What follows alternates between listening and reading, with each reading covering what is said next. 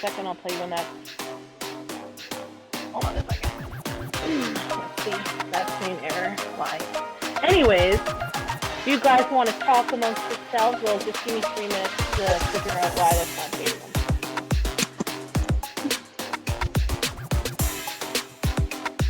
So I'm assuming everyone's not from Canada? No. Yeah, the accents. Are you in Canada? Yeah. Okay, but Maria, Yeah, you're I'm in not? Ottawa. No, I'm in the UK. That's Oh, what I figured. I'm in And you're North Carolina. American? Yeah, I'm in North Carolina in America. Where are you Nice. at, Pamela? I'm in Canada. Oh, okay. So we got Yeah. 3 Canadians. Where are you from in Canada? I'm in Saskatoon. Oh, okay, cool. Yeah, so we're at the different ends of Canada. Where are you? I'm in Ottawa. Like, well, Oh, okay. I'm outside of Ottawa, but I always say Ottawa because Yeah. nobody knows where It's Kempville is. easier. Yeah. The small towns. Yeah.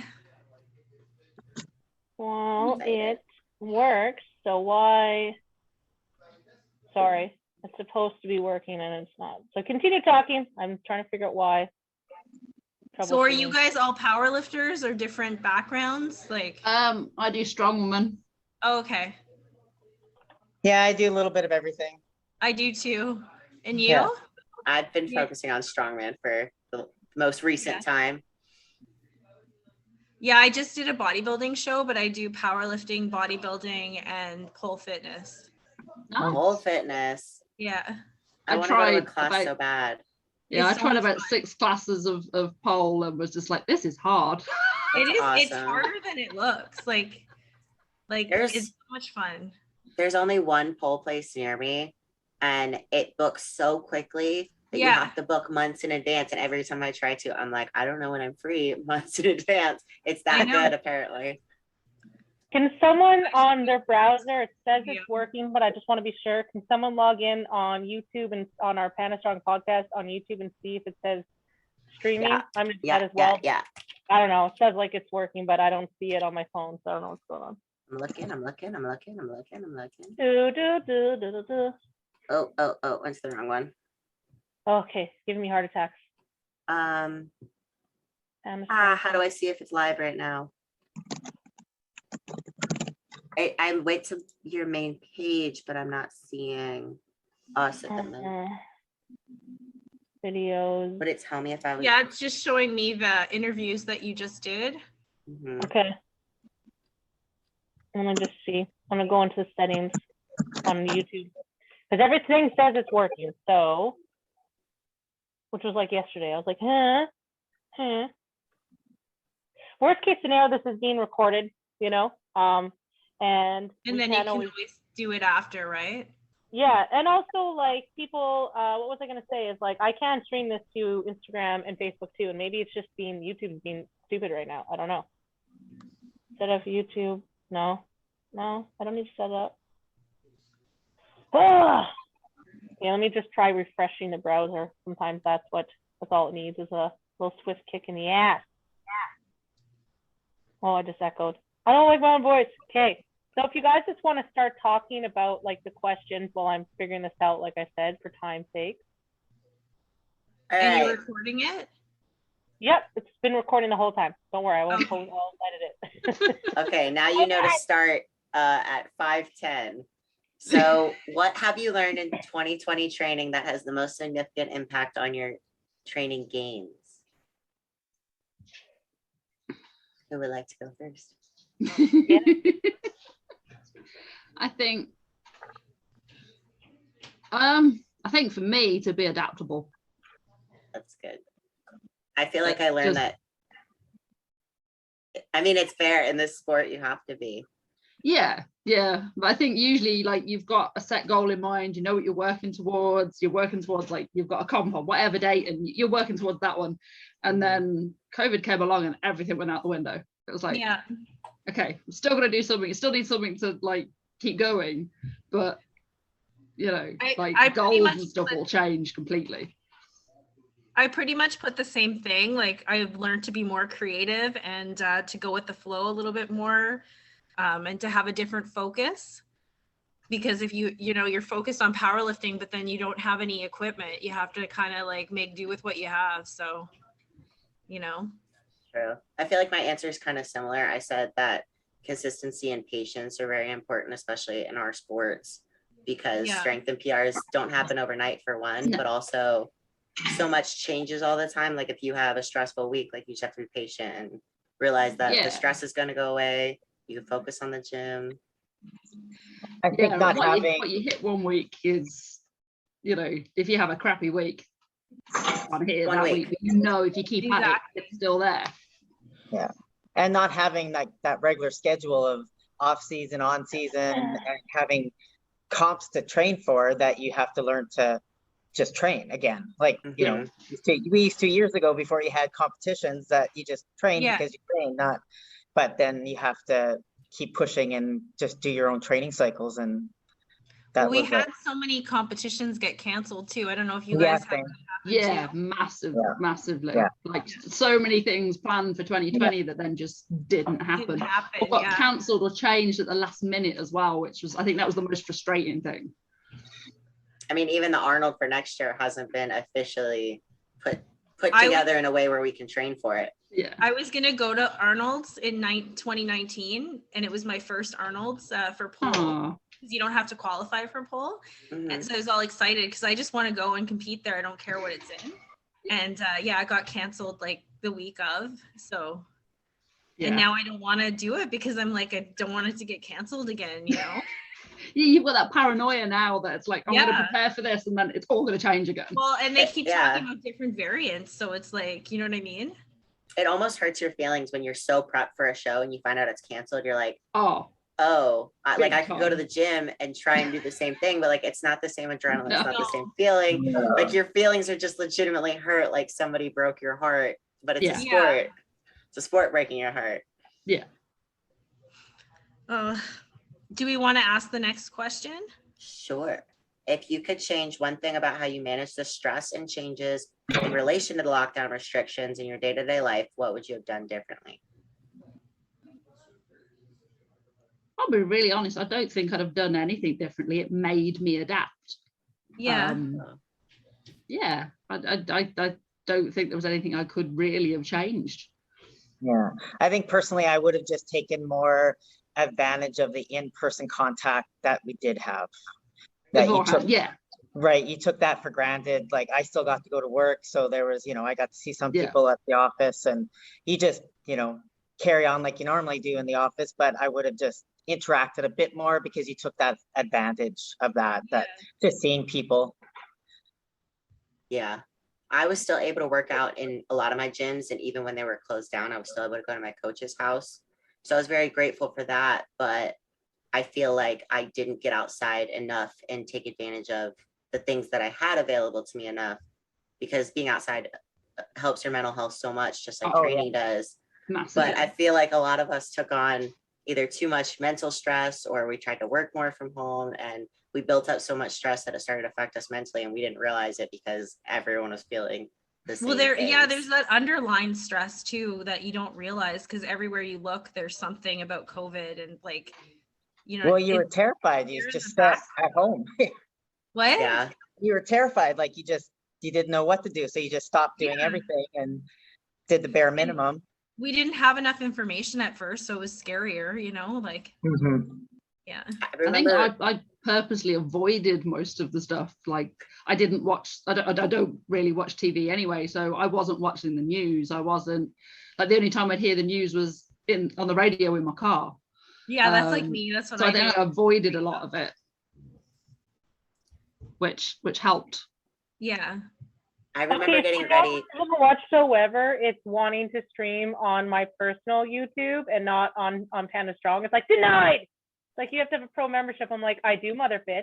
Do I need to send you receipts? So, anyways, I'm gonna share that right now.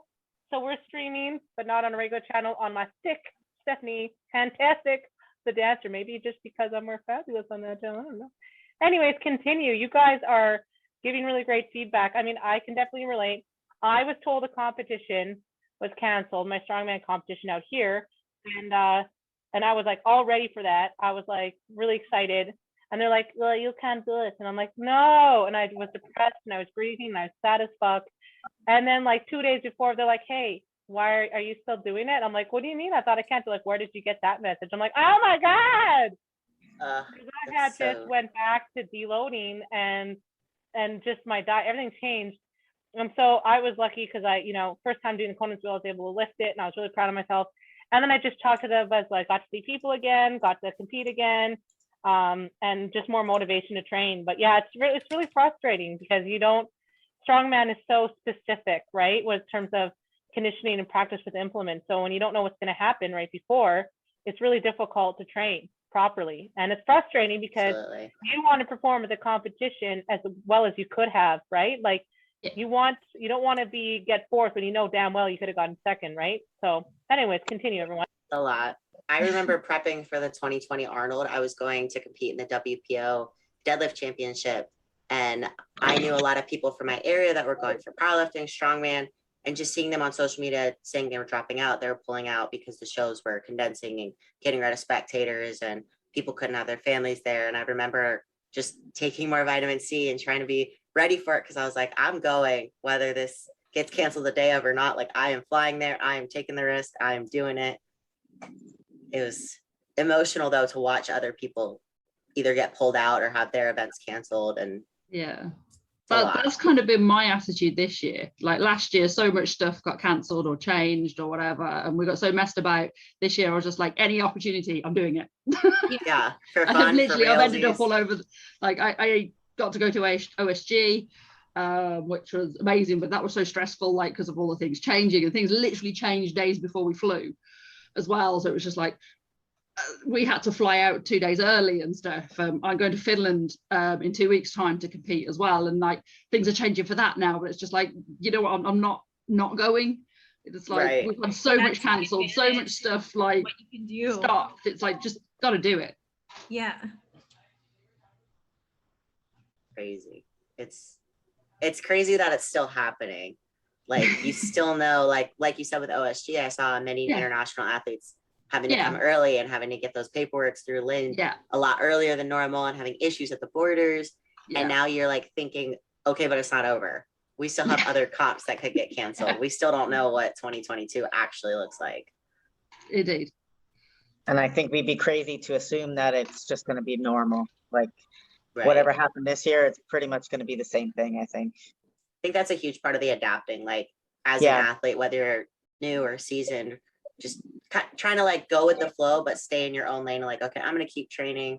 I'm going to keep focused, but try not to get my feelings too hurt if it gets canceled. Like it's a lot of emotions. You just have to think you're getting in the best shape of your life. So you're not going to lose anything, right? Yeah. And ultimately it's for you. Yeah. It's all for yourself. Okay. What is the most important thing you learned to remove or implement this last year in relationship with yourself? So be more selfish. Oh. Definitely, without a doubt. I've got a lot better at saying no. That's good. That's exactly what my answer was. Stop doing so much for the masses and more for the people that are important. Yeah. And like I co-own a gym, so it's just focusing on my own athletes and my own training, and it's definitely the same thing, just being more selfish, I guess. I put down for that one, not to stress out about what I have no control over, like the lockdowns, for instance, because I have no control, and just try to focus on what's important. So similar. That's fair. I left a very toxic work environment that was actually affecting my training, every part of my life. And I learned more about leaving the stress at the door when you walk into your training environment. Like, yes, whatever your issue is still going to be there, but turning that feeling off and focusing on that log or deadlift or whatever. And then afterwards, I feel like you can process that stress a little bit easier because you feel better. Your mind is in a better place. Like you've had a good exercise and you're not letting it affect your exercise anymore if you leave it at the door. Yeah. I think that's one I'm still working on. Sometimes it works really well and other times it really does not. Yeah. Oh, I'm not perfect at it. It definitely got easier when I left that toxic work environment because that was affecting every training session and it was too much. Which gym do you own? I'm just curious. Barbarian Strength. We're in Okay. Saskatoon. Yeah, we moved into our new location a week before everything shut down. Oh gosh. So it, God. like in a way, it was good for me because I was able to train the whole actual Yeah. shutdown because we had our spot, but business wise, it wasn't great timing. Yeah, I really want to open a gym, but I'm so afraid with all of this stuff going on. Yeah, makes you Yeah. very, very nervous. Yeah. Like, Yeah. gym that I was working at when it all first started closed after the Yeah. second, I think it was the second lockdown. So just like, they couldn't survive, and they knew for what they wouldn't survive another one. So Yeah, that sucks. There's so many small businesses that have suffered. Oh yeah. Yeah, I have my dance company. Yes, who's back? Back. Steph's Steph's back. back. Tell a Tell a friend. friend.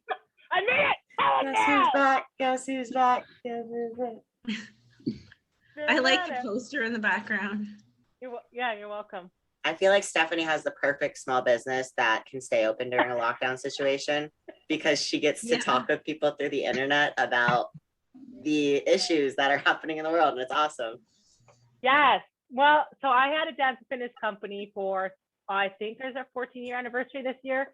And it was devastating to me because it was a lot of relationship building across the rural areas of my province.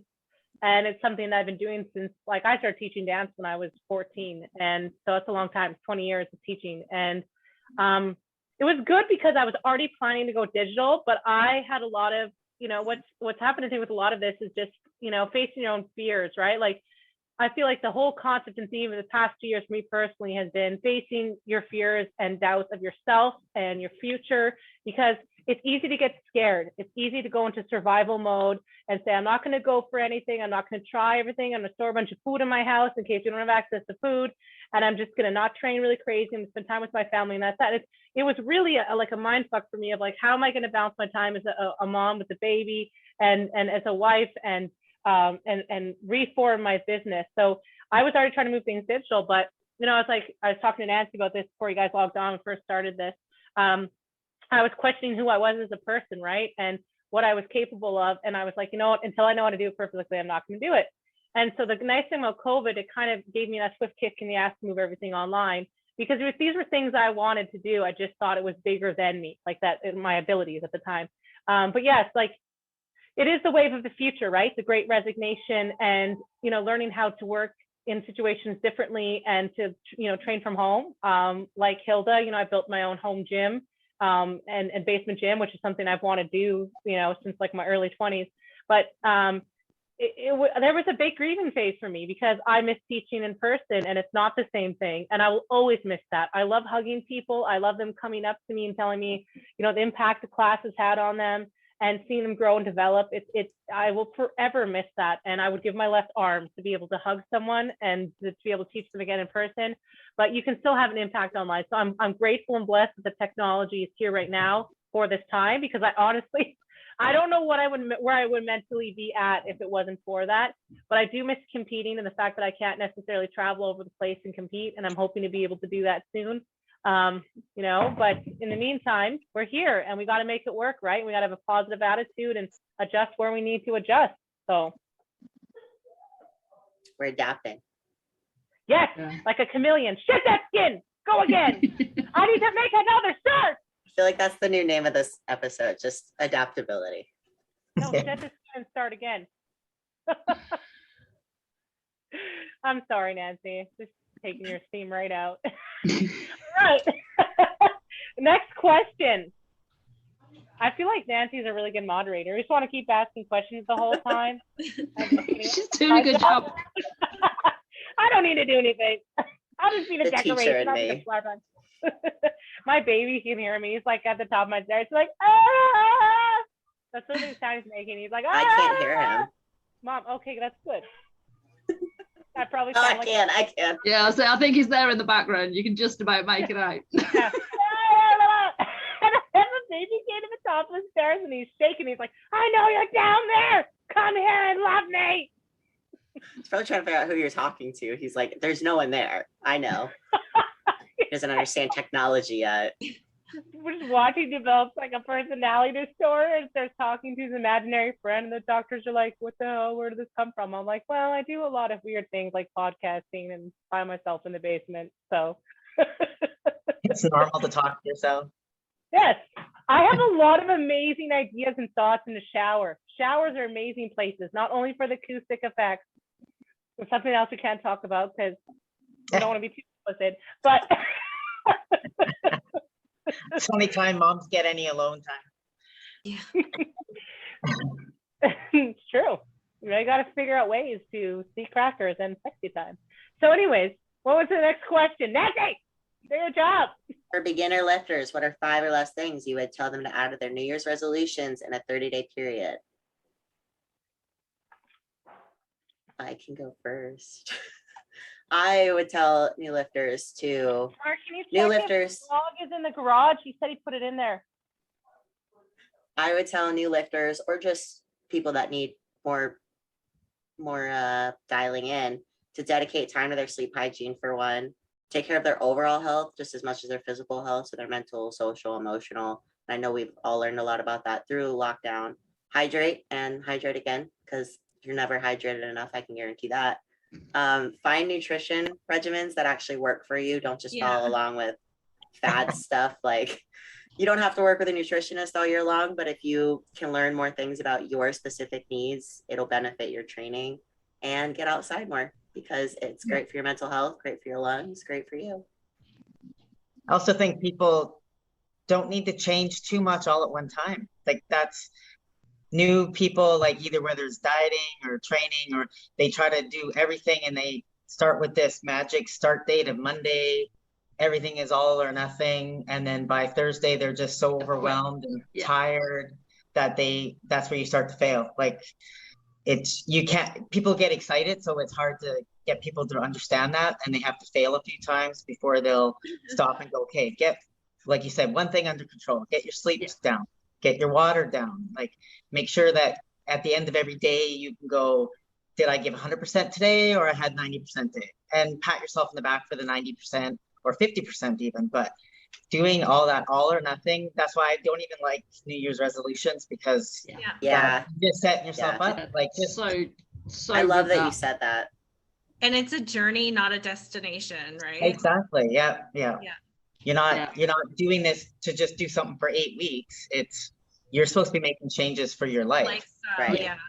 So don't call it a New Year's resolution, call it a lifestyle adjustment. Like, okay, I'm gonna hydrate more first. That's my first step. I always, with new clients, I always get them one thing at a time. Like, they'll say, oh, well, I want to do this, and this. And it's like, no, we start with this. Like, pick one thing, change that first, get used to that first, then we'll do something else. Because you try and change everything at once, it doesn't happen. Like you say, they get to Thursday and they've quit because they're just like, I can't do it all. Yeah, that's what I did for myself. I just said, when I have to stop thinking about having to drink my water, then I know it's a habit.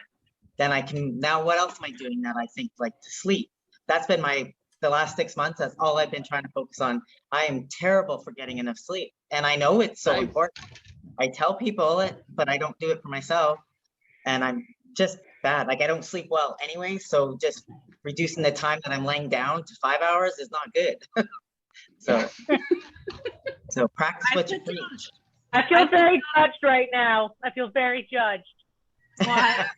Because the shoe fits. I lie around. Yeah, you know what? First chance I get coming down there. You're gonna get it. You're gonna give me a hug, don't lie.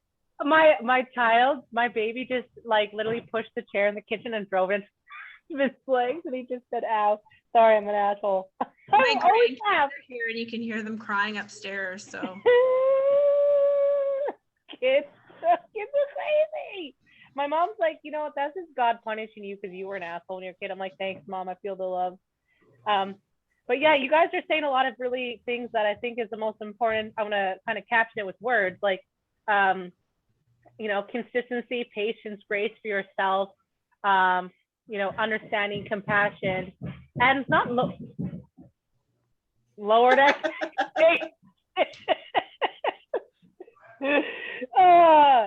expectations. lowered expectations.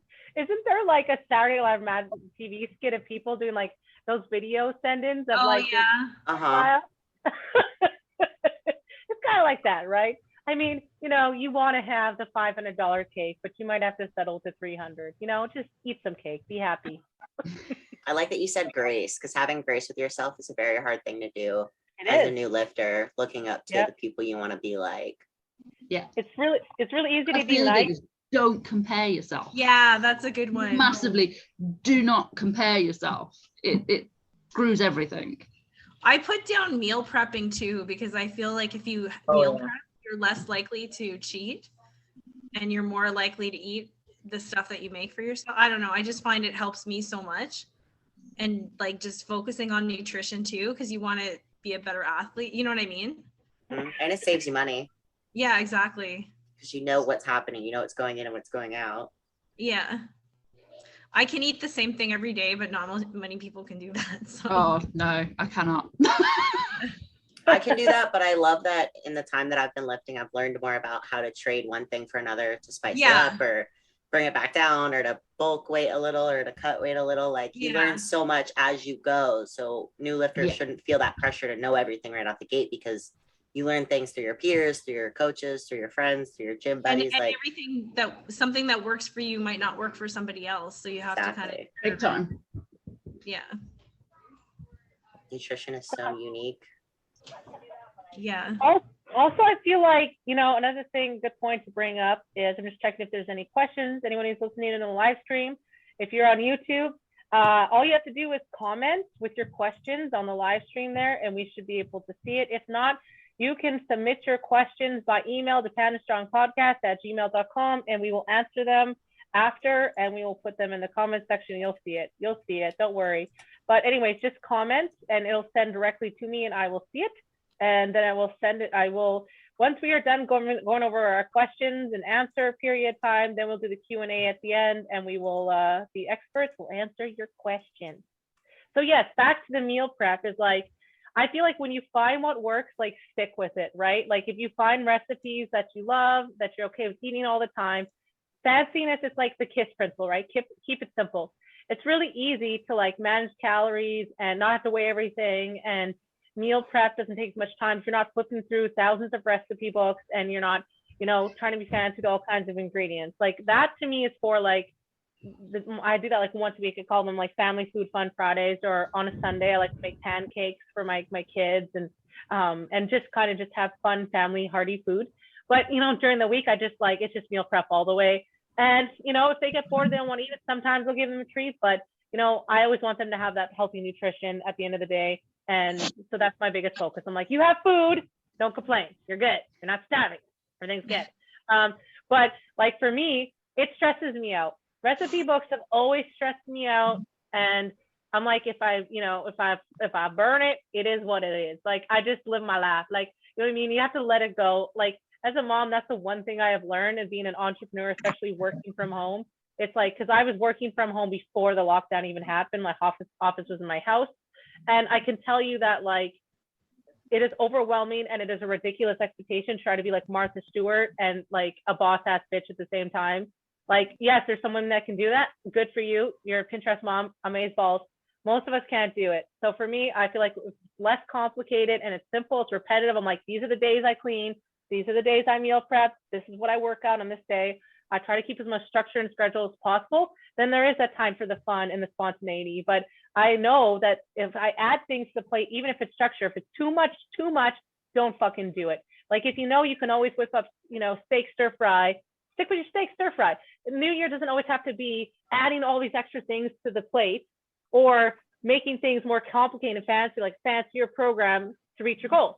As long as you're eating healthy, you're meal prepping and you're exercising, to me, you're doing good, you'll reach your goals. So that's all I think too, is I feel like people feel like they have to remix the fuck out of themselves every year. And it's like, no, not always. You can level up. Level up is good, but maybe just add a few things, maybe. Or cut the fat, take the bad things out. To me, that's always easier and a better choice than piling a bunch of other fucking, like, you have to level up, you have to add responsibility, but you don't want to add so much that the whole tower comes down. You know what I mean? Don't overcomplicate it. Yeah. Like that. It's weird watching ourselves on two different screens. Oh, it seems not real. Anyone else want to add to the whole meal prep? And It's probably one of the most important things you can do. I just recently started working from home, and I've always meal prepped. I did bodybuilding long before I got into strength stuff, and I've always meal prepped. And the last month I've gotten lazy because I thought, well, I'm working from home, I can just make it as I go. I don't, and I'm skipping meals, and then I get too hungry, and so I have to kind of reset myself to my new norm of still meal prepping, because you have to. I just have to. Yeah, I just find it so much easier too, especially when you work shift work and you're all over the place. Mhm. And I just pull something out and it's ready. Like, I think when you're like first time meal prepping, it seems very overwhelming because you're like, I have to measure this, and I have to measure this. But then when you get into a set routine of like, this is my yeah, meal like plan for I'm this in the month, routine. you know the measurements, you know how quickly it takes to make food. But for new people, it takes is setting aside a Sunday or a Saturday, like Yeah. set aside a few hours and decide like that's when I'm going to do my week's meal preps, and it builds as an easy habit after you do it enough.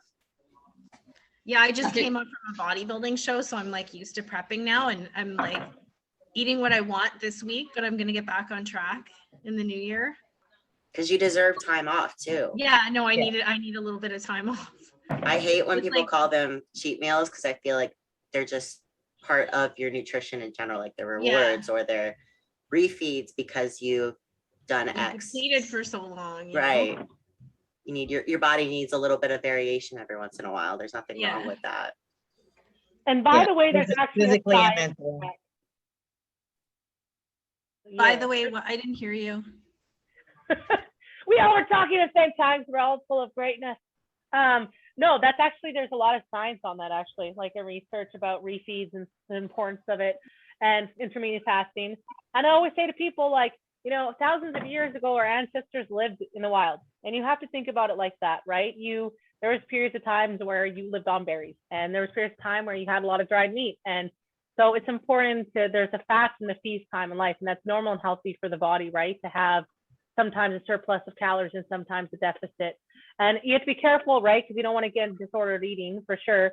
But for me personally, when we go back to the meal prep subject there, I find it as a mom extremely stressful to have to try to rely on pulling something out of the fridge. Like my brain, like I'm an entrepreneur. My brain is like on a million things all the time. And so the last thing I want to do is have an hour to just whip up a bunch of things. And I can, and I do if I need to. And I always have like, doesn't get used often, maybe a couple times a month, if that is like a freezer in the pizza, frozen pizza, in case something goes down.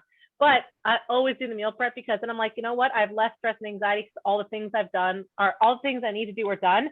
And then I can really focus on any fires that happen in the business that I got to put out or something, right? And it's just, or if the kids are freaking out and they're sick or whatever, well, the food's there, right?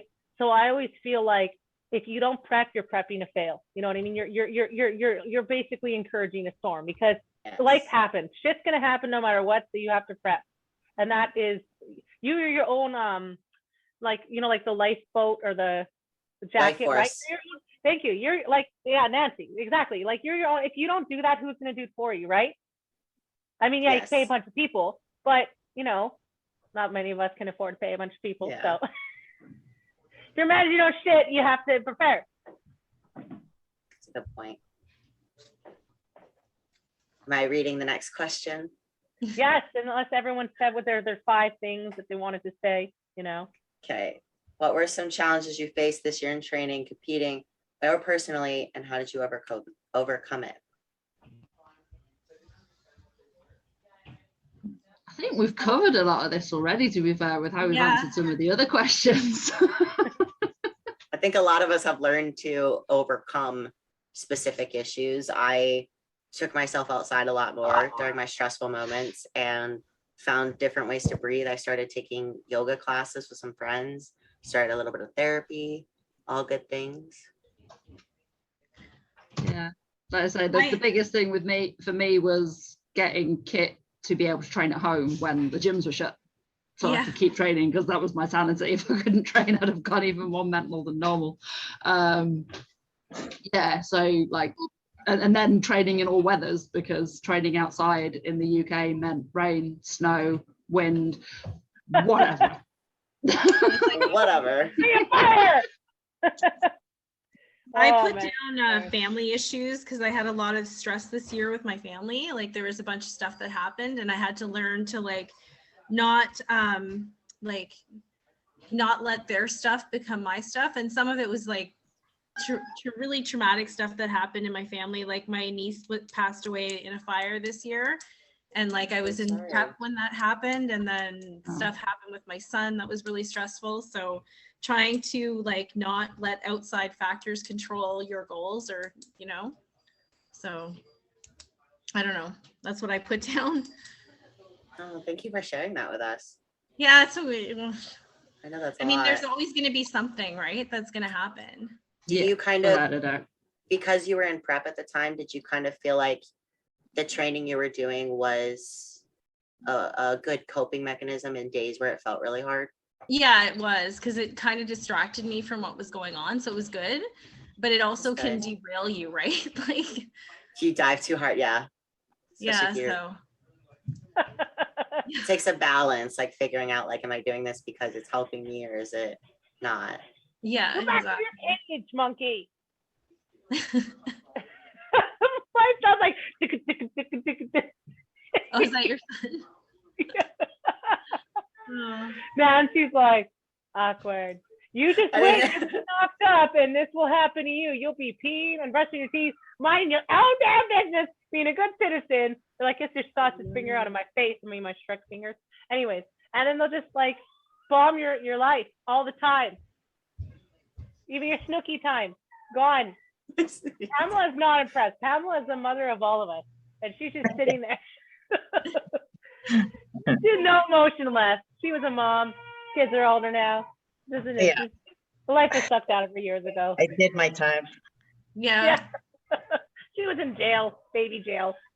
Yeah. You have yet to be in baby jail, Nancy, but we have. My kids are Yeah, older. we've been there, done that. It will come. I'm only in my first 3 years of prison. I'm still trying to get used to it. So anyways. 20 something. But yeah, like Hilda was sharing me all those experiences at the time. And I remember us talking, and I said, like, once I get back to that word readjustment, is no matter what happens, you just like readjust. You just adapt, you keep going, you keep changing, you keep growing. And you never change like the goal, right? If you have a mission or a vision, maybe how you get there is going to have to change a little bit, or it's going to take a little bit longer, right? But it's just changing the method, right? Not the rhyme, right? Like the song of your life, what you want to achieve before you die, that can still happen. Maybe it's not the way you originally, desired or planned, right? So go with the flow. Big picture. Pam, I'm sorry, your face though. It's like, yeah. I've accomplished things, I've got there. So yeah, you guys could talk about a lot of it, but people are just tuning in now. So some of them didn't catch earlier on your answers to the question. So just like anyone else had any challenges that they faced this year when they're trying to compete in personally and that they overcame, and how did you overcome it? For myself, I'm always ongoing. I have health stuff and just injuries, little injuries, that I have a recurring back injury that every 6 months it comes up, and just how I handle it each time I'm getting better mentally, because it gets depressing to always feel like that. So you're not getting anywhere, or you just feel down because you're not feeling well, and I feel like I'm always starting over all the time. So it's just trying to learn from each time that happens, so that it's not a loss. I can learn to adapt to, how do I get better faster? How do I keep it from happening? That kind of stuff. I like that you said starting over, because it's like, sometimes it feels like starting over, and sometimes you can stand there and be like, okay, I can just restart from this position, but it's usually hard, and you have to figure out what you have to do. Yeah, and keeping your mind mentally on it, that it's a positive thing, not a bad thing. That, you learn, if you learn something every time it happens, then it's not a bad thing. Yeah. I mean, it's What unfortunate. can you take from it each time and move forward with it? Mhm.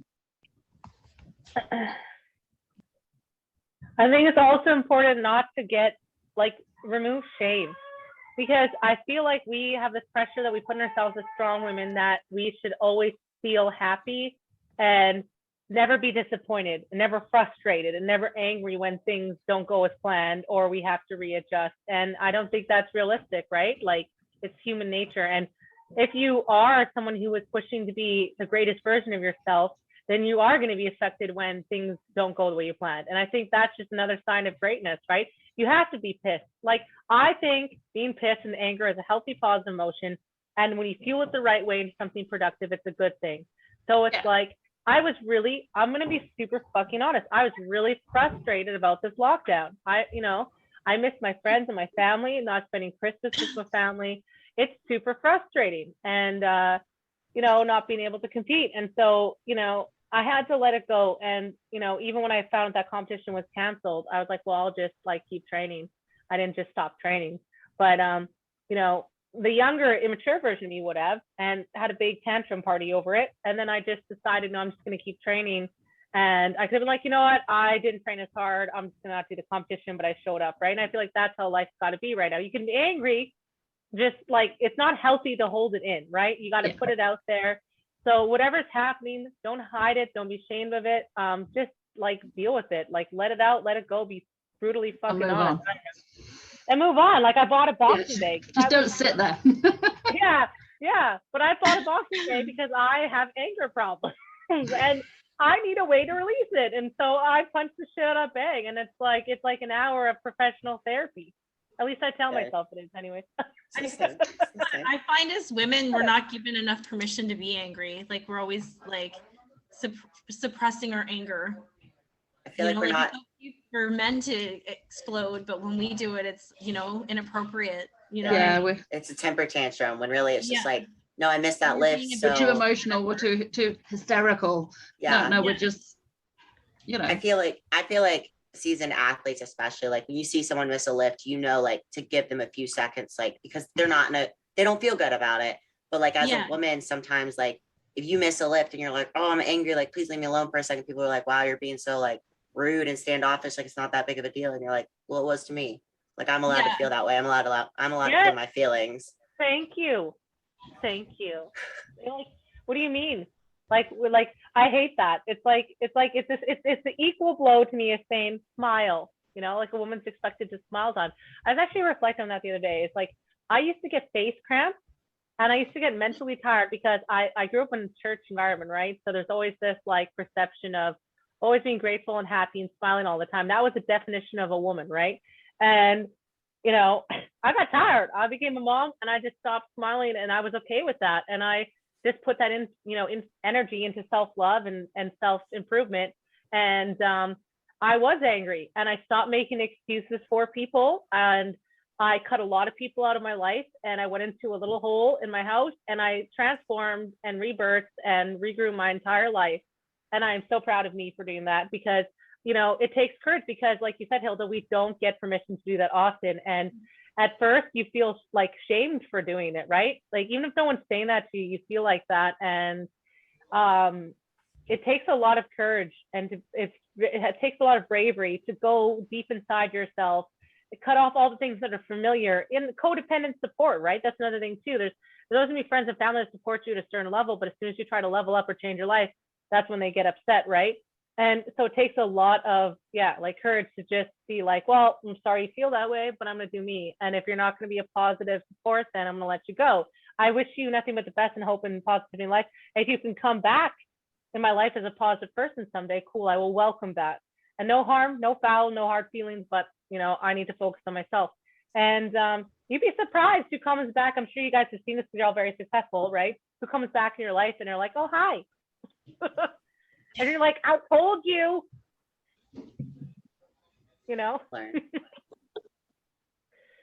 right, Hilda? Yes. We talked about this. Hilda and I have like what we call like, she's driving to work and we have like bitch sessions. It's like our therapy as friends. But Nancy, I mean, when you joined the military, right?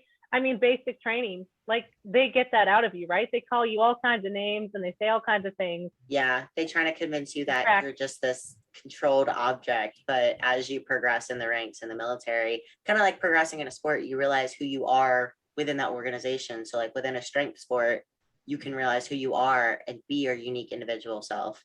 Like everyone knows World's Strongest Gay, Rob Kearney, for his wonderful mohawk, like stuff like that. Just be yourself, essentially. I'm not Like, laughing at you.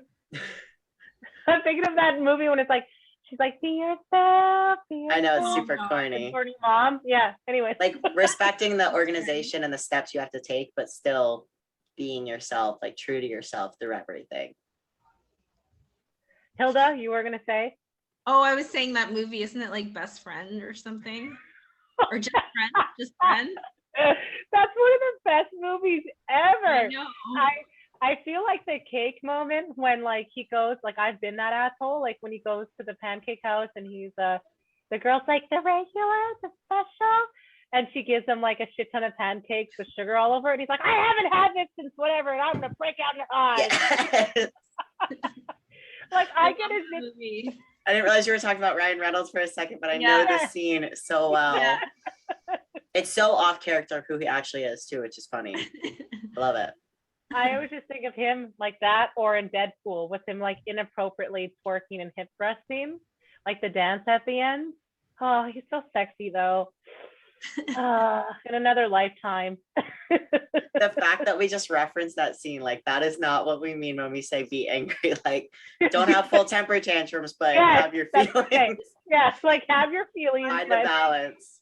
don't be an Just- asshole. Just be honest enough to say I need a second alone. Like nothing wrong with Yeah. that.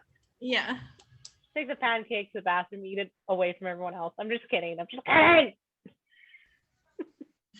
Don't eat in the I've bathroom, seen Stephanie. people do things. No, I had a lot of friends in my 20s that did weird shit. A lot of skinny girlfriends that used to do weird shit, and that's definitely one of them. So, what are some like resources, like pro tips that you have for women planning on beginning strength training in the new year?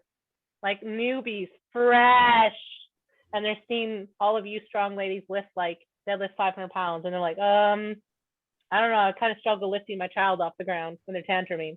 I always use the rate of perceived exertion, like that chart, and say to stick around a 7 or an 8, so that you're working with a weight that you're like comfortable with, but it's not super heavy that you can't manage it, so that your form doesn't break down. So like even starting like a program like Starting Strength, where you're doing like 5x5s or something, and then just progressively overloading each week, but working at that RP of like 7 or 8, so that you're not overdoing it. Do you know what I mean? Yes, ma'am. Yeah. Anyway, They might not even know what a 5x5 is yet, but I know. They'll learn. I'm just like, it's okay. I was thinking of 5-3-1, but I'm like, I can't say 5-3-1 to somebody. who Oh, I doesn't love know that. I love that program too. It's my favorite too. Yeah. I Yes, definitely yeah. think that wherever you are, whatever sport, moss wrestling, strength sports, there is somebody near you that could give you advice. Like there are like-minded people in your gym or in your community that can slowly help you start to progress in all the right areas. And I think that's so important. Like that's how I started. That's how a lot of people Yeah. started. Just Yeah, find peers find- that will help you. Yeah, definitely find somebody close to you Yeah. that is doing what you want to do. You don't need Yeah. to pay for a $300 coach right out the gate. No, Like God, definitely not when you start start. with the basics. Yeah. Yeah. And work on mobility. Like mobility is huge too. Like if you can't do a Conditioning. body weight squat, don't throw weight on your back. You know what I mean? Yeah, form, start. Don't Yeah. compare yourself to people that have been doing it for years. Start Yeah, at the exactly. beginning. You've got to start at the beginning. You've got to be willing to be a beginner. I'm Yeah. sure all of us went from a period of like never thinking we had to warm up to like taking warm up so seriously now, because you Yeah. realize like what your body needs to perform for that day's exercises. Yeah, I totally focus on warm up way more than when I started. Stretching. Yeah. Everybody neglects it. Yeah. Myself included most of the time, but it's so I important. try to And stretch. I try to conditioning. stretch when I'm watching TV. Like if I can't get it in right after my workouts, I'll like if I have time to watch Netflix, I try to stretch. Yeah, I'll just Sometimes at work, if we're quiet, I'll just be randomly stood there stretching like my hips or something. I'll be like, what are you doing? What I found whenever I go to strongman competitions, I'm always the one who stretches the most and the earliest. Like, they're like, you brought a yoga mat? I'm like, yes. They're like, why? Because I'm like, because then I can like let my floop out and everything out wild and free, and I have lots of space because I have like a super ginormous thick one, so I can use it outside. And I like to do like split squat, like stretches and just different things that dancers, you know, like PNF, gymnastics, stretches, all those things, yoga. And I actually do a lot of ply yoga, right? So like Pilates yoga, so like PNF stretches. I do a lot of active movements before, so not just static stretches. I do a lot of that, and I do a cardio warm up. And because I'm a dancer, I dance basically to warm up. And I don't give a shit what y'all think. And I love it, man. And I love when some girls will come up to me and be like, do you dance? Do you teach them like dance? I'm like, yes, you want to warm up with me? They're like, okay. I'm like, all right, let's do it. But anyways, like, yeah, people definitely need to work on it more. That's definitely something I see that people don't do enough. And even after the competition, don't just slide home, pull a Pamela and eat some pizza. Active recovery. People definitely don't do that. Yeah. Yeah.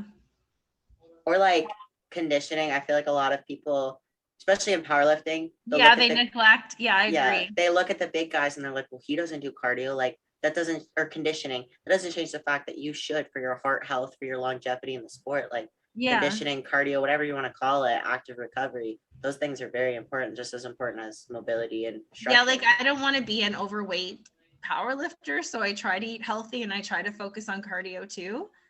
But yeah, some of the guys, they're just like, I'm just gonna be big and lift. Yeah, only gonna do especially bicep the curls. bench. Some of the bench only guys. Bench specialists. Yeah, I shouldn't. Which is crazy to me because you should. Don't get me wrong, a lot of them are my friends, so. Right, but you want them to be healthy and you want them to be well-rounded as an athlete and a person. You don't want to have a huge upper body and then a small and no legs. Yeah. Little string calves. Yeah. God. My calves are bigger than yours. Like whenever a guy would call me fat, I'd be like, my calves are bigger than yours. I can't zip my boot. See my little puss in boots, my little booties? That's because the calves are huge. You should follow like me. Pamela, I was bugging you earlier because you said you lie down all the time. So that's why I was roasting you just now. Because I lie down all the time? Yeah, that's what you said. So I was like, yeah, you just go home and lie down and eat pizza. Listen, sitting is really bad for your back. So if you're going to rest, lie down and stretch. You know what I mean? Stretch in bed before you go to bed. It's very helpful to release certain hormones, and, you know, like yoga in bed is very, very helpful. Same with like deep tissue work, because sometimes it's really painful. So I tell people, especially like master athletes, like lie down in bed and use the foam roller in bed. It hurts less. And then you'll fall asleep, you know? I have to do it to get out of bed, never mind, before I go to bed. Stretch before I get out of the bed. Yeah. Just like trying to get your pants on in the morning, you have to sit down. You're like, yes. I have to lift my leg up some days when my brain is just so tired. I'm like, put my fat sausages into their casing. I've been doing that since I was like 18. It's awful. You're like, I gotta put my shoes on. Hold on, let me find a chair. I also am always worried now that I'm a mom that I might pee accidentally. If I squat too low, you know, in the wrong position. I just want to say to anyone that's never done it before watching this podcast, own it. It's okay. As long as you clean up after yourself. Who cares? Who cares? I work out in a commercial gym and I see girls watching me deadlift sometimes, and I'll tinkle a little and I clean it up, no big deal, but they'll come up to me and they're like, did you just pee? And I'm like, yeah, if you do too, it's cool. It's cool, man. It's really cool. Oh my God, somebody actually came up to you and pointed out. Why would you do that? Multiple people have done that. Anywhere I go. You didn't feel the pee leaving your body. I've seen it happen in competition. Like it happens. Yeah. Yeah. The gym I train in at the moment, it's quite fun. I PT out. We're actually having a conversation. There's me as the only woman training there at that particular time, and a load of these guys, and they were training, and one of them was like saying that he felt like he almost shit himself. And then that started the whole conversation of, well, you know, as a women, we, you know, sometimes we pee ourselves, but I'd sooner take that than shitting myself. Like, Yeah, I know which side of that I'd rather be on. I know. I was at OSG and I was like, what if, because OSG was my biggest show of my life so far, I was like, what if this is the first time I poop myself? Like, I pee myself all the time, but what if today's the day when, oops. Thank God Sorry. for pods. Sorry, now we're just being super TMI. I just wanted to let girls know that it's Yeah. not a bad thing. Especially after you've had kids. Let it go. Something, something, something. God. I'm around children all the time, okay?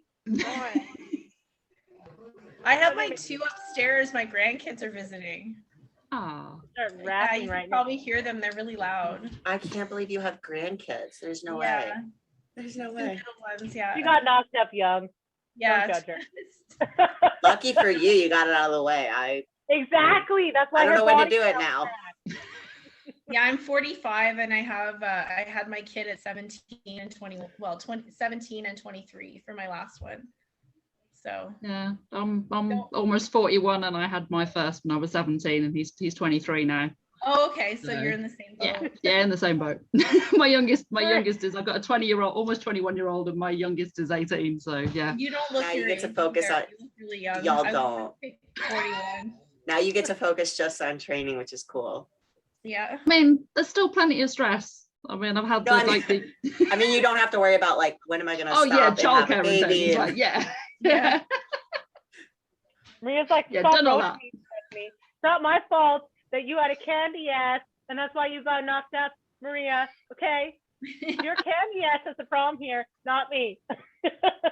Stephanie, you're Don't be throwing so true. much shade this episode. I know, but I'm just kidding. I love you guys. I equally shade myself all the It's holiday time. shade.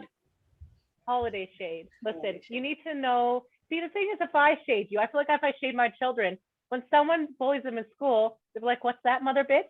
That's how they reply when someone tries to bully them. They'll just say, "What's up? What's that, mother bitch?" You know, go get me a sandwich. That's what they will say. They will not be intimidated. You know, this is love. This. That's it.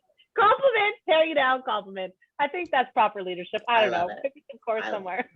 And the case is taking the case again. Go back to your dad. I'm on my break. Anyways, but it is true about having to take breaks because, like for my strongman career, I was like, okay, so if I get pregnant, it's going to take me 2 years to restore at the most the strength I had. Even if I train during, depends, you don't know, to get to where I was pre-baby. So it does affect it. I think honestly, now that I'm having kids and like I've got pregnant with my first son when I was 28, I had a lot more energy in my early 20s.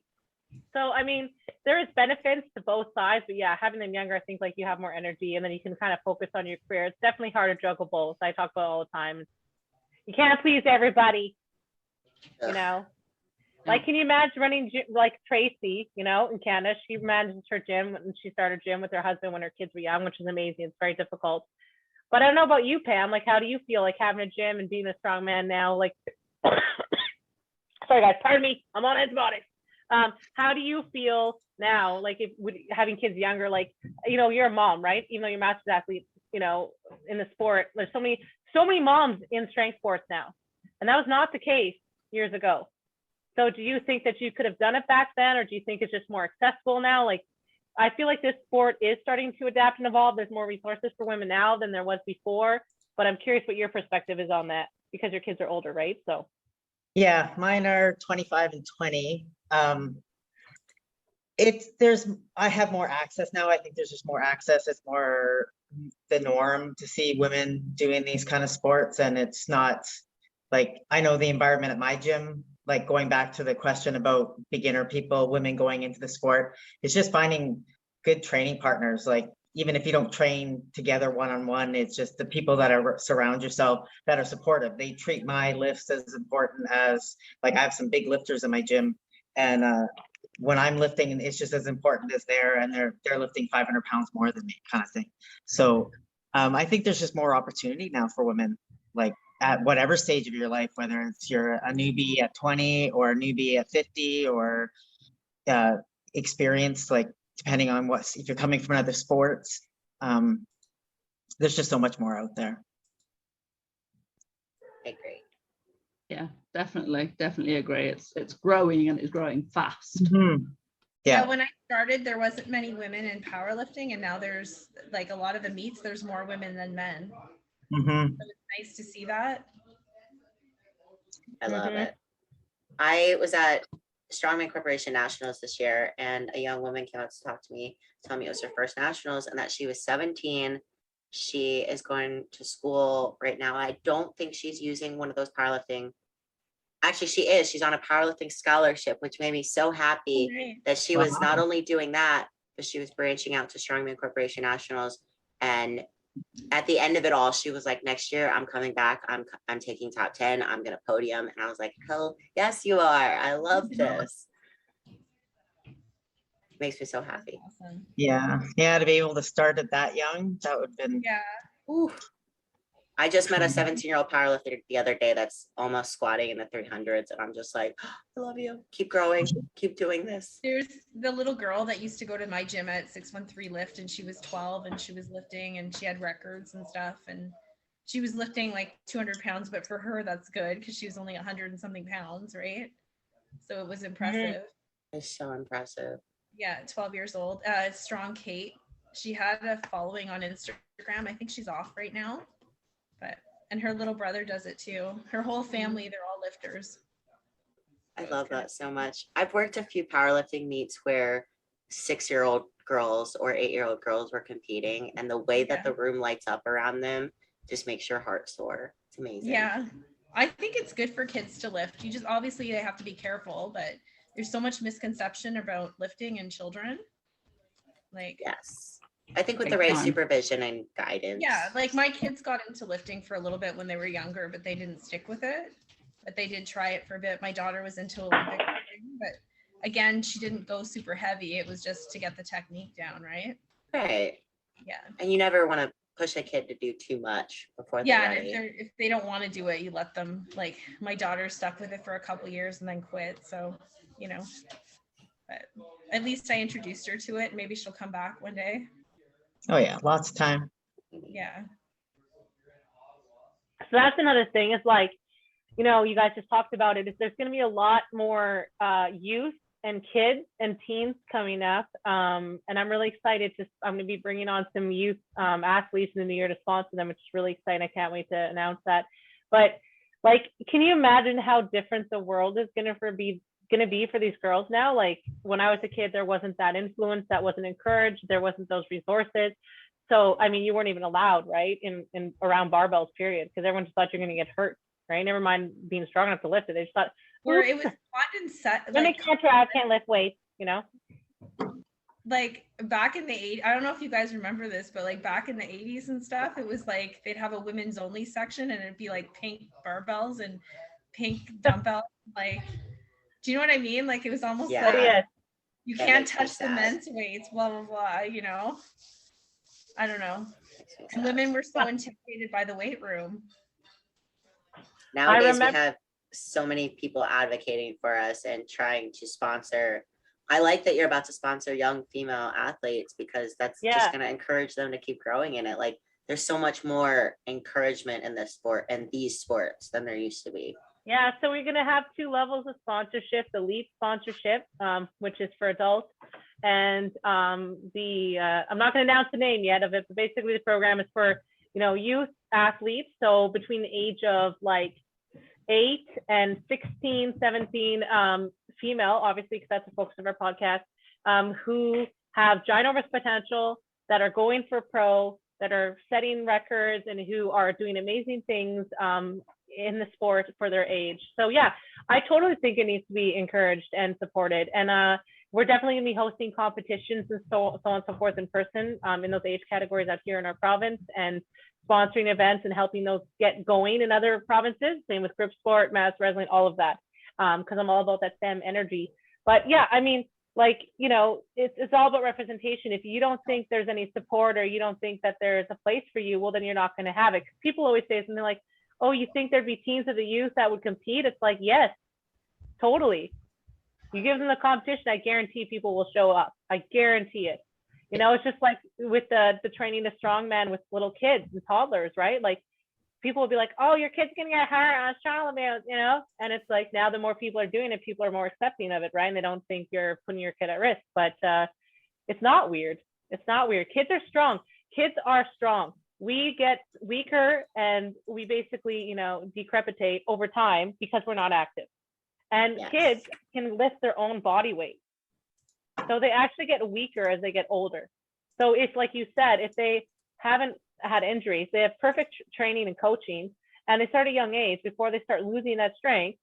I mean, the sky's the limit, really, right? You know, like you think we're lifting weights now, us women? Holy crap, I can't imagine what these girls are going to lift, right? Because they have all these things we didn't have when we were younger. So it's like, can you imagine if they started lifting, they have that athletic compound strength from the time they were youth and they keep lifting in their 20s? Like, it's going to be mind blowing. Like the records we're seeing now are going to be like, you know, pebbles in comparison. And that's crazy because remember, think just even for male strongmen, when they thought 1,000-pound deadlift was crazy, right? And then no one would do it. And now guys who aren't even at Worlds and Strongman are posting videos on Instagram with 1,000-pound deadlift, right? Like you're like, holy shit, what happened? I mean, every year strength sports just keep getting more insane. So I know a lot of people looking at starting the sports, they're like, but it just keeps getting stronger and stronger. But like, you could be part of that Yeah. at any age.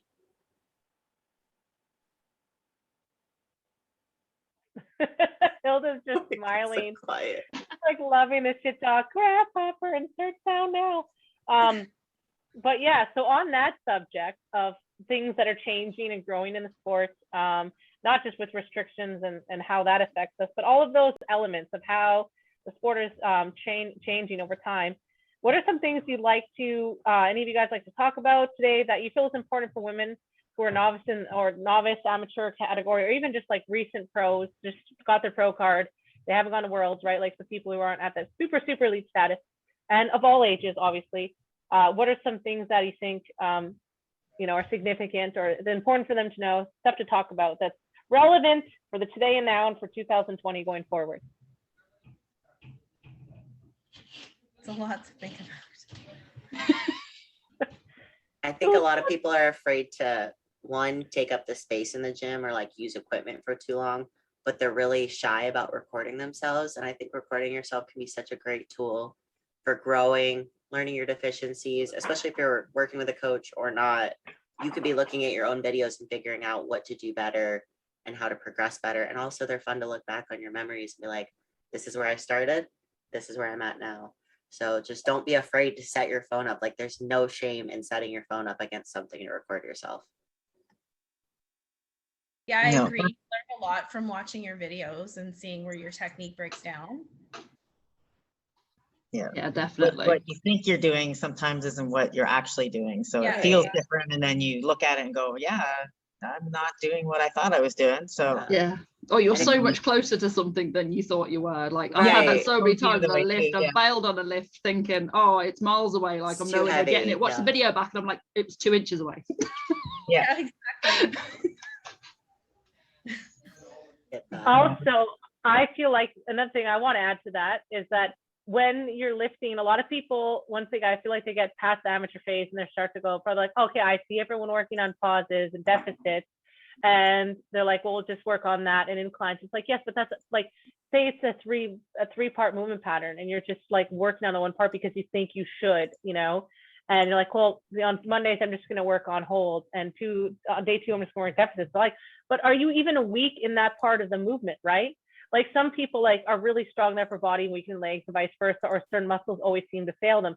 That's the reason why you should train them, right? Or if in the strongman event, you're going to be holding that stone for a long time, not just because everyone else is doing it and it's something you should do.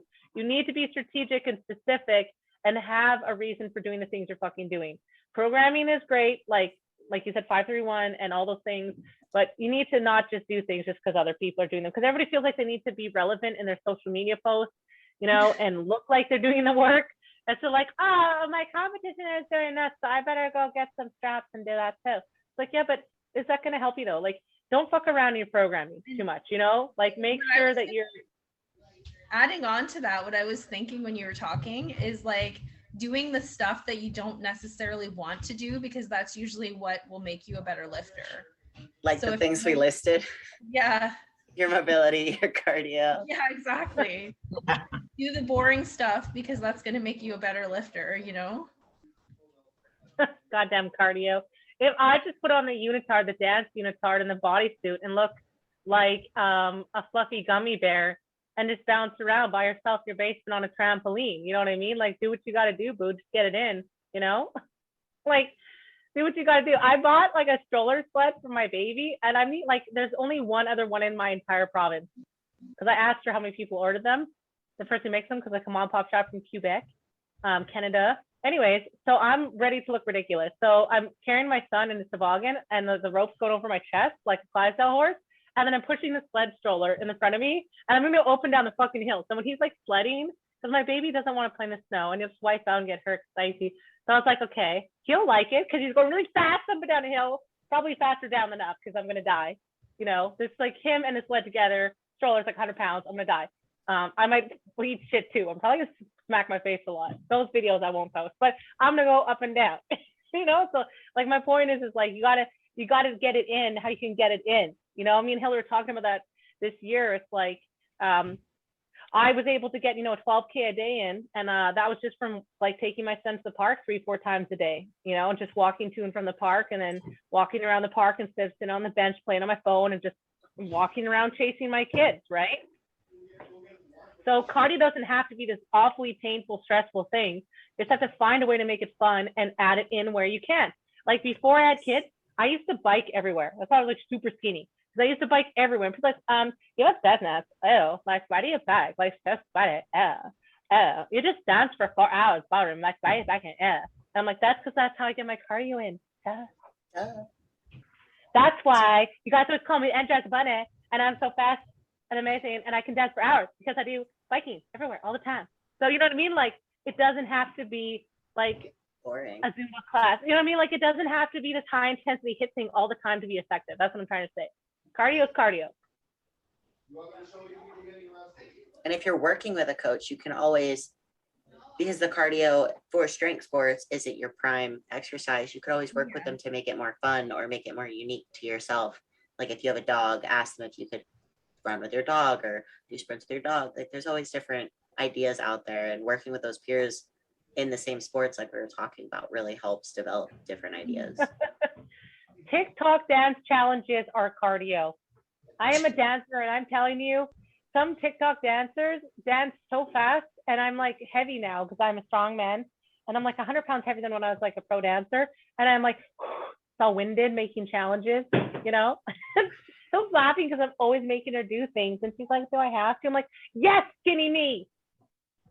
Go do it, skinny me." Making her do things, just living vicariously through her, no big deal. Now she's like, "Oh Lord." No. No. I just like that you were like, yes, skinny me. Well, it's true. I always said I'd look just as good if I had her body. But for now, check out my rumpet tummy. Hey, Maria, you're so quiet in the background. I don't know if it's because you're, you know, just listening conservatively, or if you haven't spoken yet. What are your thoughts on, like I said, resources, tips, things that you know, new lifters can be doing for the strength training in the new year, things that are relevant, you know, big adjustments. I feel like there's certain things, like I said, that always people who are new do that don't help them, and they should stop doing. That's just me. Yeah, well, like we say, it's just keeping it simple, isn't it? It's like, don't overcomplicate. If you're new, then you've got to start at the beginning. It's as simple as that. As much as you want to be doing whatever you've watched on Instagram or YouTube or whatever, you've got to start at the beginning. You need to find somebody that will help you start at your level.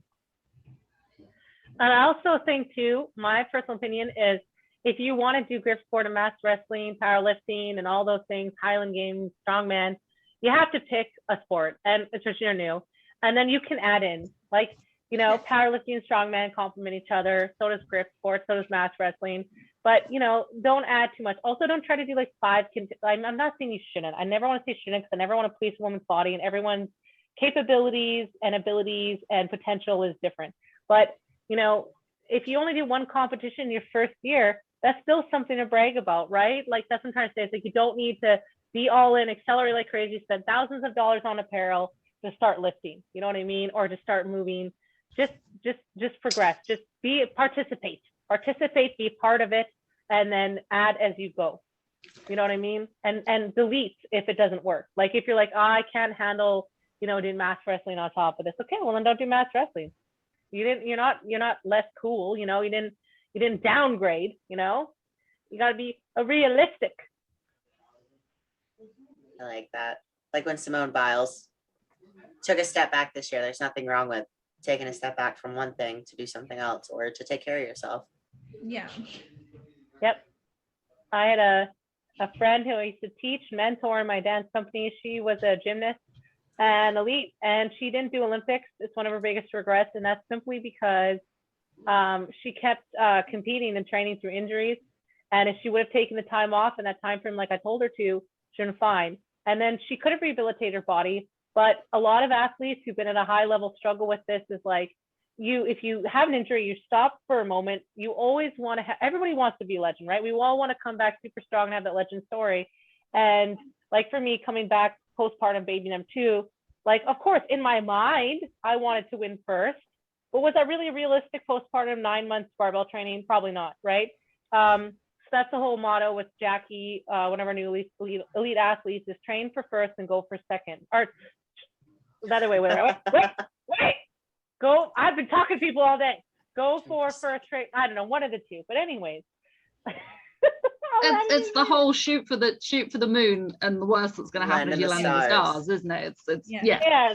Set goals. Set attainable goals. I would say set attainable goals, like ones you know are pretty close within your wheelhouse, and then set some like crazy, like I want to do this one day kind of goals, because those are really good. Yeah, you need the little goals along the way that help you get to the big goal. Yes, and then when you hit the big goal, you're like, all right, what's next? Let's do it. I had like this really problematic coach once though, and she was like, what'd she say to me? She was my dance teacher, and I worked for her. I taught in her dance studio for a long time. What the hell did she say? She was like, I don't believe in going backwards, always forwards. But she saw the ladder as always like this, right? Never wavy, never wavy. Forward to me is still forward, but she just saw it as a really high incline up. And so leveling up is just, to me, is moving forward.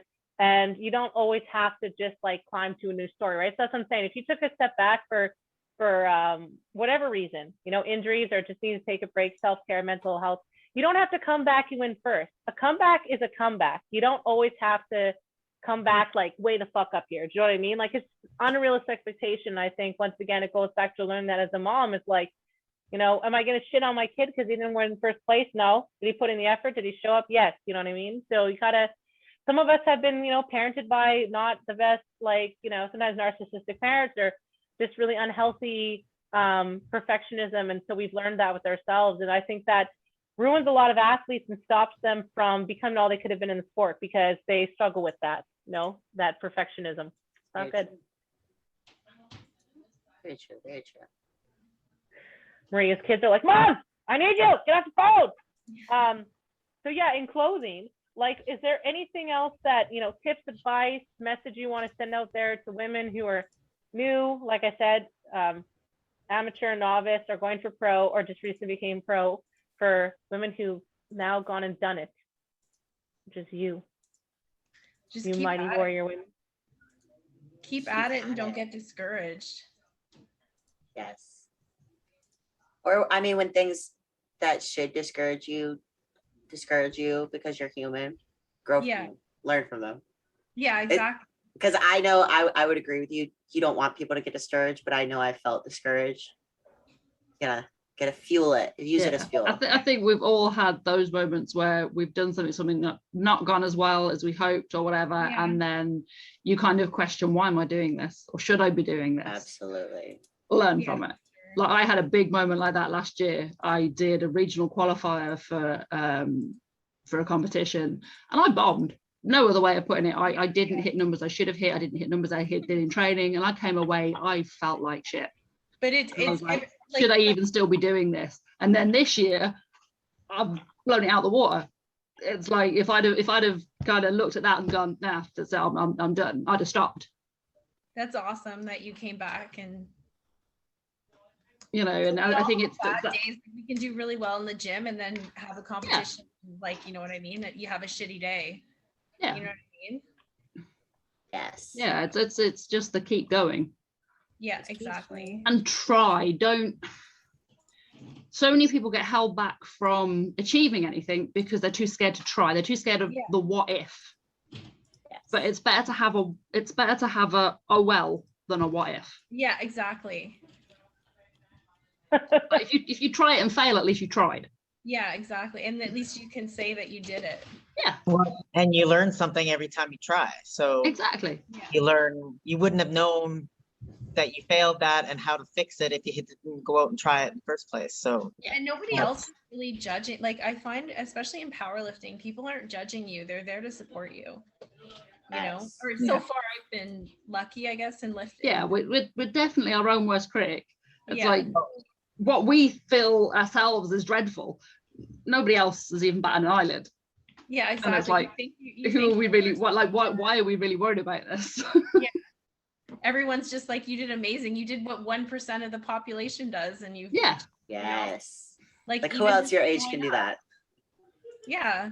Or who else that you know can do that? Like what guys do you know that can do that sometimes? Yeah. Oh, I'm glad you brought that up. I remember when I was training my first strongman competition, I was like in the gym in the school. I was like, yeah. I was like, because when I started deadlifting, I had really bad form. I had, like I said, I was self-taught, but I think I started with a 50-pound deadlift, and I got that up to 250 pounds in a year. So I'm pretty proud of that. Natural.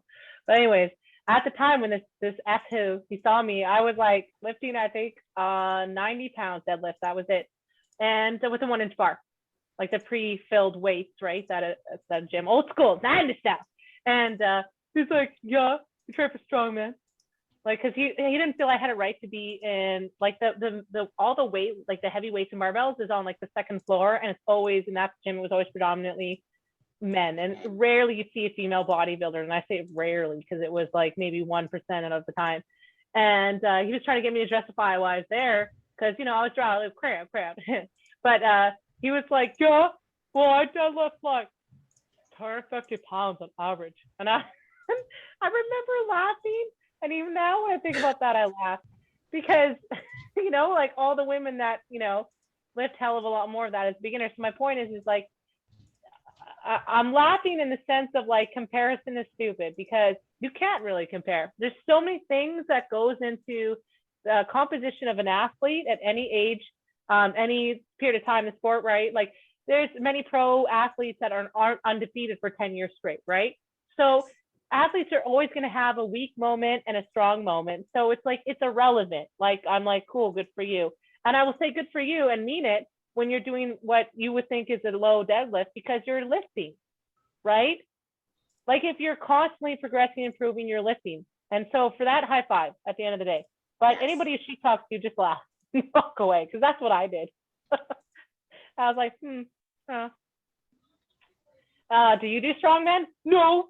Well, then I don't really care what you think. Like you can lift and then not be able to do strongman, right? Like powerlifting.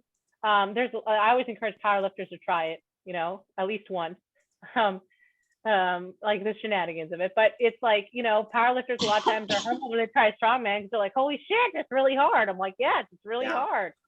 So it's like, and then you'll never have an athlete that's like amazing and perfect at every single event because that's impossible, right? Like I said, it's so complicated and diverse. So it's like, just don't compare yourself to yourself in a negative way. Don't compare yourself to other people. Just lift. Just do you, boo. I'll say that, but just do you, boo. I feel like Hilda is secretly holding in so many thoughts and feelings. No. Smiling. So many comments. Hilda, I feel, or not Hilda, Pamela, you're like the supervisor. Like if we're like in a warehouse right now, I feel like, what are you kids doing over there? You know, get this shit together. But no, you guys all have such great thoughts. I'm just enjoying the conversation. No, but Pamela, all of everyone that's here today has been on our show, you guys. So if you want, you can go back onto YouTube or Google or Apple Podcasts. Just type up Pam Strong Podcast and you'll find their interviews. And we talked about certain aspects of all this stuff more in depth. But is there anything else that you'd like to say to our listeners before we close up, ladies?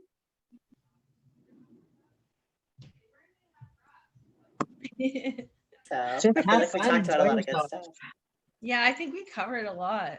Yeah. All right. I do too. Just double checking in case there's someone listening who's like, but wait, there's more. So thank you guys for being on the show. Our experts, Nancy Johnson. Nancy, you can use her code on our store. What's your code again, Nancy? NANCIEE 10. That's also how my child spells every day. Just kidding. And Hilda Siegel, she's Stealth Eagle because she does a pole dance. I don't pole dance, Stephanie. I do pole fitness. It's different. And she power lifts. I don't care if you call me a pole dancer. I'm getting her to dance. I was like, Yeah. put on some gold shorts and wiggle that booty. It's been very beneficial for a follower account. And then we have Pamela McQueen, like Lightning McQueen, the car, the movie for kids. Take that back. It's not a movie for kids. It's true. Yeah. She is the owner of co-owner of Barbarian Strength. She's one of our new elite athletes. All of the ladies here, except for Maria. I'm trying to get her onto the dark side. I'm trying to convince her. And Maria is not a gym owner, but she is a coach. And she is actually coached by Rihanna Lovelace, which is really cool. So she's got great knowledge and abilities. And like I said, Nancy's a pro strong woman. Pam is pretty Jack of all trades. Jack of all trades. Thank you. And Hilda is okay. She's a referee, but give me the acronym for it again, so I don't get it wrong. Oh, I'm a judge with the WPC. Thank you. Okay. Yes. And she's a personal trainer and she's a power lifter. So check her out. All of the links will be on our website to connect with them. And what I'm doing is if anybody signs up for any of their programs or training in the new year, all of y'all get a $15 gift card for Pam Strong Apparel from me. So make sure you sign up with them because they know they're shit and they're amazing. And make sure you check out Barbarian Strength. It's a kick-ass gym. Pam is super full of love and she's very helpful and she will encourage you in your goals and your journey. Thanks again for tuning in, all my sexy pandas. And I hope you have a fantastic day. I'm going to go eat and have a nap. Pam needs to go and nap. Sounds See you good. guys Having us. on the flip side.